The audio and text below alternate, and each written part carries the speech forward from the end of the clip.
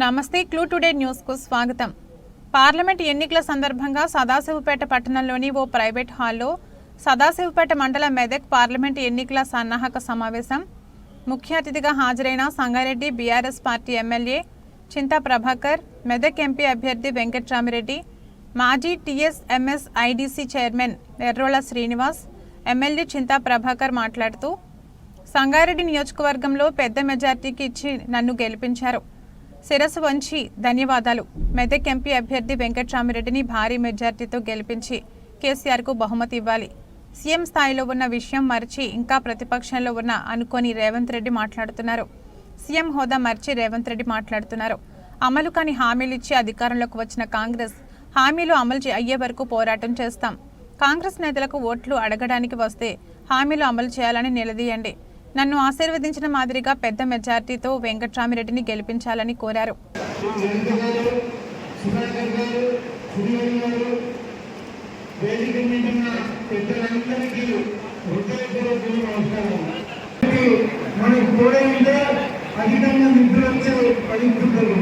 లేకుంటే మనం కొంత ఇబ్బంది పడాల్సిన పరిస్థితులు మరి అట్లా కాకుండా మరి గెలిపించుకోవాల్సిన అవసరం ఉంది. రెండకందరూ రేవంత్ రెడ్డి ముఖ్యమంత్రి స్థాయి మరి ఆ స్థాయిలో మాట్లాడుతున్నట్టు ఎక్కడా కనిపిస్తలేదు. మరి మొన్న మహంనగర్లో నేను మానవ భవనంగా పేరుని మెడవేసుకుంటా మనం పెద్దమ్మ తెలియాలి. మహంనగర్ కూడా అడుగుతున్నామని చెప్పి మహంనగర్లో ఆయన సభలో మాట్లాడే సంగతి మనందరికీ తెలిసిందే. మరి ఈ గత ఉద్యమాల కింద మరియు మనం పార్లమెంట్ మరియు ముఖ్యమంత్రి మాజీ ముఖ్యమంత్రి కేసీఆర్ గారు గత మరియు నుంచి మన బీఆర్ఎస్ కుటుంబం నుంచి నేను ఎంత ఉంటానని చెప్పేసి ప్రామి చేస్తా ఉన్నా. ఈ అభ్యర్థులను చూసినట్లయితే ఒక విద్యావంతునిగా, ఒక ఐఏఎస్ ఆఫీసర్గా, ప్రజా సేవల నుండి మంచి ప్రఖ్యాతిగాంచి ఎన్నో ప్రాజెక్టుల నిర్మాణంలో భాగస్వామిని, జిల్లా అభివృద్ధిలో భాగస్వామిని, ఈ పార్లమెంట్ నియోజకవర్గంలో ఉన్న ప్రతి గ్రామం తెలిసిన వ్యక్తిగా, ప్రతి గ్రామాన్ని సందర్శించిన వ్యక్తిగా, ప్రతి సమస్యను అర్థం చేసుకున్న ఆఫీసర్గా, నేను ఎంపీగా కూడా మీ అందరి సేవలో అందరికన్నా బాగా పనిచేసే అదృష్టం అవకాశం నాకు ఉందని చెప్పి సవినయంగా మనం చేస్తా ఉన్నా. ఎందుకు నన్ను ఎన్నుకోవాలి అని ఆలోచిస్తే బీఆర్ఎస్ పార్టీ అభ్యర్థిగా నేను ఒకటైతే మరి బీఆర్ఎస్ పార్టీ అభ్యర్థి అలాగే ఒక విద్యావంతుడు, ఒక కలెక్టర్గా పనిచేసి అదే నేల మీద ఎంపీ అయినప్పుడు మరి ఇంకా అనుబంధం ఏ విధంగా ఉంటుంది, ఏ విధంగా ప్రజలకు పనిచేస్తారనేది మీరు ఆలోచించి నన్ను గెలిపించుకోవాలని చెప్పి మీ అందరూ కూడా మన పేద పిల్లలకు రూపాయి అంటే రూపాయి ఫీజు రుసుము వసూలు చేసి ఈ ఫంక్షన్ హాల్ని కూడా 9 నెలల లోపల సంగారెడ్డి ఒక ఫంక్షన్ హాల్ కట్టి సంగారెడ్డి కానీ సంగారెడ్డి కట్టి మన నియోజకవర్గంలో అందరికీ కూడా అందుబాటులో ఉన్న కార్యకర్తలు కూర్చాలని చెప్పేసి వాగ్దానం చేస్తా ఉన్నాను. ఆలోచన ఒకటే, ఎంతో మంది ఫంక్షన్ హాల్ కట్టాలంటే ఫంక్షన్ హాల్ బిల్లు చేయాలంటే 60,000 రూపాయలు 1,00,000 రూపాయలు అవుతుంది. ఆ 1,00,000 రూపాయల బదులు ఆ 70,000 ఖర్చు చేసే బదులు వారు ఒక తులం బంగారం ఆ బిడ్డ కొనిచ్చినా కూడా మరి ఆ రూపాయి ఖర్చుతో నేను ఫంక్షన్ నిర్వహించే విధంగా ఒక హాల్ కట్టి మీరు మన క్యాడర్కి, మన పేద ప్రజలకు అందుబాటులో తెలియజేస్తే ట్రస్ట్ నుంచి మరి వాళ్ళందరూ కూడా సంపద పెరుగుతుందనే ఆలోచనతో నేను ప్రజాసేవలు ఉండాలి కాబట్టి నేను ఈ ఆలోచనతో ముందుకు వచ్చాను. అదేవిధంగా యువతకి కాంపిటీషన్ ఎగ్జామ్స్ కానివ్వండి, పోటీ పరీక్షలు కానివ్వండి, నేను ఎందుకంటే అర్థమైపోయింది. ఎందుకంటే జనానికి కూడా అర్థమైంది. ఇలా రేవంత్ రెడ్డి అధికారంలోకి వస్తే, కాంగ్రెస్ పార్టీ అధికారంలోకి వస్తే ఏమో బ్రహ్మాండం బద్దలైపోతుందని అనుకున్నాను. అందరూ బ్రహ్మాండం బద్దలైతే లేదు, కానీ భూమి బద్దలైపోయి ఇలా పచ్చని పొలాలన్నీ కూడా నెలలు వారిపోయి భూములన్నీ పగులు వచ్చినాయి. ఇలా కాంగ్రెస్ ప్రభుత్వం ఏం చూపిస్తుందంటే పట్టపగలే రైతన్నలకు సుఖం చూపిస్తూ ఉంది. ఇలా ఆనాడు కేసీఆర్ గారి నాయకత్వంలో రైతు అనేవాడు మోటార్ ఆన్ చేసి వచ్చి ఇంట్లో సుఖంగా నిద్రపోయేది. ఇలా మళ్ళీ ఏమైంది, మళ్ళీ ఆంధ్ర పాలన కింద పోయింది.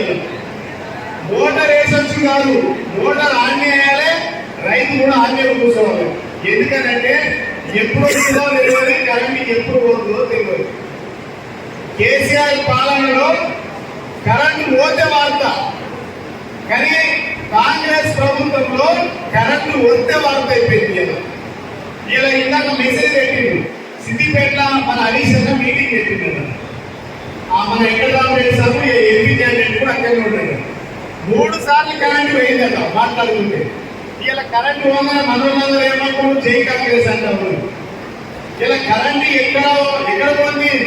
ఇలా మా ఇంట్లో కూడా 10 సంవత్సరాలు హైదరాబాద్లో మేము ఉన్నాం. ఒక్క ఆస్తులు సంపాదించుకోవడం నాకు అవసరం లేదు. ఈ నియోజకవర్గ ప్రజల కోసం పేదవాళ్ళు, కడు పేదవాళ్ళు, విద్యార్థులు ఎవరైనా చదువుకోవడానికి నేను స్కూళ్ళ పేరు మీద వాళ్ళని చదివించడానికి 100 కోట్ల రూపాయలు ఖర్చు పెట్టాలని చెప్తున్నటువంటి వ్యక్తి వెంకటరామరెడ్డి గారు. అదేవిధంగా మన టీఆర్ఎస్ కార్యకర్తలు, మన కార్యకర్తల ఫ్యామిలీలు ఎవరైనా పెళ్లిళ్ళు దావతులు చేయాలంటే నియోజకవర్గానికి ఒక ఫంక్షనాలు కట్టిస్తామని చెప్తా ఉన్నాం. మనం అందరం కూడా ఆలోచన చేయాలి. ఆనాడు ఇలా సంగారెడ్డిని ఓడగొట్టిన చరిత్ర మనకున్నది. రాష్ట్రం అంతా పరిశీలన అయిపోయింది, కాంగ్రెస్ పరిశీలన అయ్యింది. అరే జగ్గారెడ్డిని ఓడించినటువంటి సంగారెడ్డి ప్రజలకు మనం అందరం సల్యూట్ చేయాలని కేసీఆర్ అన్నారు. ఇలా మీ అందరి చేతుల్లో మళ్ళా గులాబీ జెండా పట్టుకొని వెంకటరామరెడ్డి గారు వస్తా ఉన్నారు. ఇలా కారు గుర్తు మీద వెంకటరామరెడ్డి గారు వస్తా ఉన్నారు. ఆనాడు జగ్గారెడ్డిని ఎట్లయితే మట్టి కల్పించినామో ఇలా బీజేపీ కాంగ్రెస్ అభ్యర్థులను కూడా మట్టి కల్పించాలి. మనం అందరం తయారున్న రాలేదా? మరి తయారున్న రాలేదా? గట్టే చెప్తుంటే ఇలా ప్రజలు పరిష్కరించినారు కదా. మీకు ఓటు వేసే అవకాశం లేదు. మీ దొంగ నాటకాలు, మీ అబద్ధపు ప్రచారాలు, మీ అబద్ధపు వాగ్దానాలు అన్ని కూడా మా 100 కోట్ల అప్పు తెచ్చింది. డిసెంబర్ 19వ తారీఖు 500 కోట్ల అప్పు తెచ్చింది. జనవరి 16వ తారీఖు 2000 కోట్లు తెచ్చింది. జనవరి 23వ తారీఖు 1000 కోట్లు తెచ్చింది. ఫిబ్రవరి 6వ తారీఖు 2000 కోట్లు తెచ్చింది. ఫిబ్రవరి 13వ తారీఖు మళ్ళీ 1000 కోట్లు తెచ్చింది. మార్చి 5వ తారీఖు 3000 కోట్లు తెచ్చింది. మార్చి 19వ తారీఖు 3000 కోట్లు తెచ్చింది, 2000 కోట్లు తెచ్చింది. మార్చి 12వ తారీఖు 2000 కోట్లు తెచ్చింది. ఈ 100 రోజులల్లో అంటే 120 రోజులల్లో 16,500 కోట్లు అప్పు చేసింది. ఈ 16,500 కోట్లు ఏం చేసింది అని అడుగుతా ఉన్నాం మేము కాంగ్రెస్ పార్టీ. ఇలా కేసీఆర్ని అప్పులు చేసినా అంటుంది కదా. ఆనాడు ఎకరం భూమి అమ్ముకుంటే బతుకుదాం అనుకున్నారు రైతులు. కాయ కష్టం చేసి ఒక ఎకరం భూమి అమ్ముకుంటే బతుకుదాం అనుకున్నారు.